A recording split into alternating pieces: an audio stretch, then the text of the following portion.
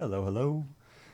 This is just a quick tip um, collection, I suppose, for applying photos to your worlds, and I'm just gonna jump straight into it. Most people, I think, use go to game object here, 3D object, create a plane, and slap a texture onto it, and call it a day. Maybe change to scale, but I highly recommend you use a quad instead of a plane, because a quad is has way less vertices than a plane. A plane has 200 triangles to be exact, while a quad has two triangles. So definitely more optimized, and you have no need for those triangles because you're just slapping a texture onto it. So I'll create a quad here. Just call it my picture.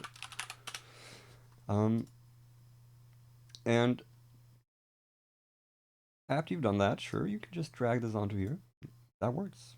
Well, I think it usually works, but I got a note that I am on the universal render pipeline, and it doesn't seem to actually apply. It creates the material in the material folder for you, but it doesn't actually apply the map, the base map, the texture into it. Um, excuse me. But you can do that. You can just drag it into here, and there you go. Now, the first thing you notice is that it's kind of squashed. If you click your texture and you look at it, it's supposed to, at least in my case, it's supposed to be way wider. But since my quad is a square, it won't translate. So what you need to do is, first things first, I'm just going to increase the resolution here just for now. You can see it's set to 1024 by 512. Um, that is my file size, my raw file size, resolution, I should say. So take a note of those numbers, and you want to translate them into the scale of your quad.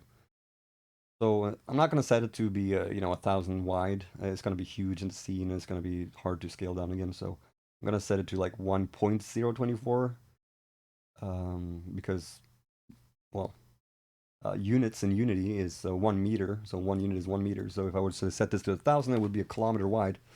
Kind of, you don't need that. So I'm going to set it to 1.024, and it was 512, so I'm going to set it to 0.512. So now it lines up with the resolution. Now that you've done that, we got the aspect ratio is correct. We have the texture applied to the object itself, and it created a material for us, which the texture is in. Let's take a look at the material. So the material that I'm seeing right here it has a lot of redundant options, which is not optimized, because Unity still has to go in and check all these options and set the parameters for them.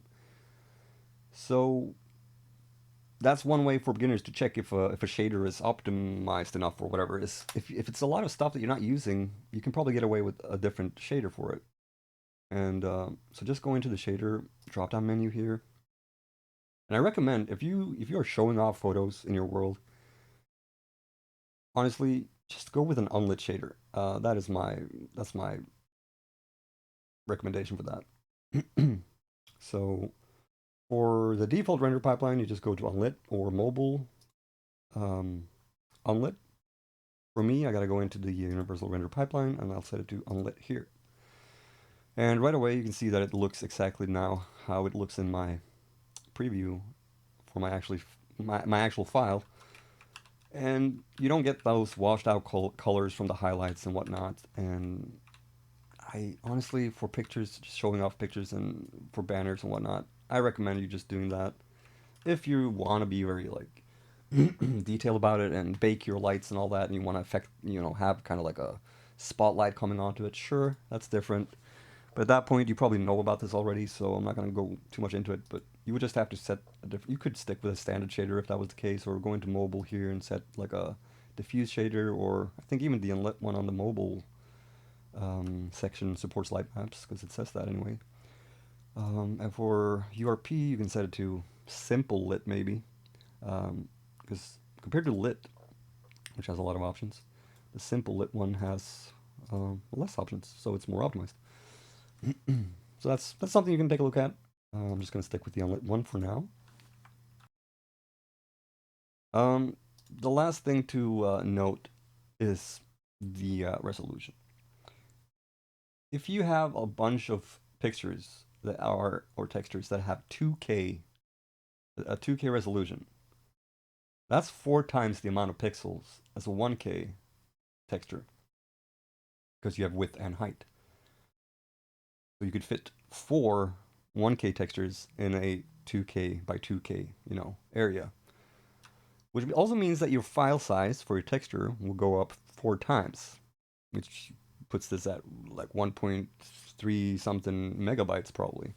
And that's a lot. If you have a lot of pictures, that's gonna increase your build size a lot. It's gonna affect your performance, especially for mobile.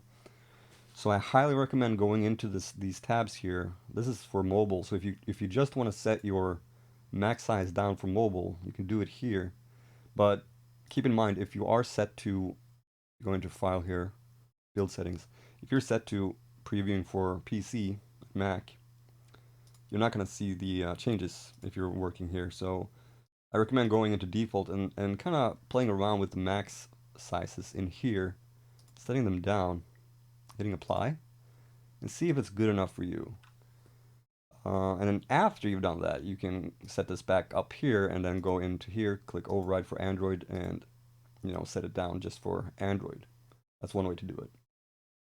And I kind of suggest going as close as you would be able to get in Altspace, and wherever you have this picture in your world, get as close as your avatar or any people's avatars would be to it normally, and kind of set your resolution to the point where you feel like it's good enough. Maybe slightly below what you think is good enough, just to get away with some performance, some better performance. Like if I were to be this close to it, of course I probably would have to want to get up to at least 1024 here because you can see it's pixelated and whatnot, and that should be good enough. But normally you wouldn't be any closer than maybe this. That's more than good enough. But if I was again, if this was 512 and I was this far away, I could probably even get away with setting this to 256. Yeah, and you can't notice the difference, right? But the file size here is 20 kilobytes now compared to 300 and something kilobytes that it was at 1K. So it's just, keep that in mind because if you have a lot of photos, it's going to add up. But anyway, those were my tips, and hopefully that helps some of you guys out there. By the way, after you set the scale, just keep in mind you can always scale it down, by using the center piece here. The scale button is this one up here. But yeah, that's it. Take care.